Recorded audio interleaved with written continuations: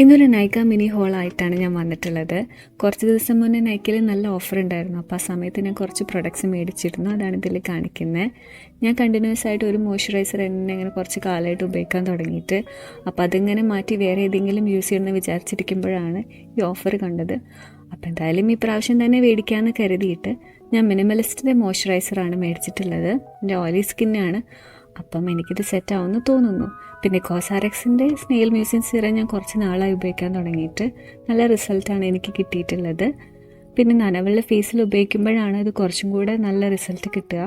ഒരു 4 വർഷം മുന്നേ വരെ ഞാൻ സ്കിൻ കെയറും കാര്യങ്ങളൊന്നും ചെയ്തിരുന്നില്ല കേട്ടോ. പിന്നെ കണ്ടിന്യൂസ് ആയിട്ട് ബ്രേക്ക് ഔട്ട്സും ആക്നിയും ഒക്കെ വരാൻ തുടങ്ങിയപ്പോഴാണ് സോപ്പിട്ട് മുഖം കഴുകിയാൽ മാത്രം പോരാ, സ്കിൻ കെയറും ചെയ്യണം എന്നുള്ളൊരു ബോധം വന്നത്. അന്ന് തുടങ്ങിയ യാത്ര ഇതുവരെ എത്തി നിൽക്കുന്നു. പിന്നെ മോയ്സ്ചറൈസറിൻ്റെ കൂടെ ഒരു ചെറിയ സൺസ്ക്രീനും കൂടെ കിട്ടിയിട്ടുണ്ട്.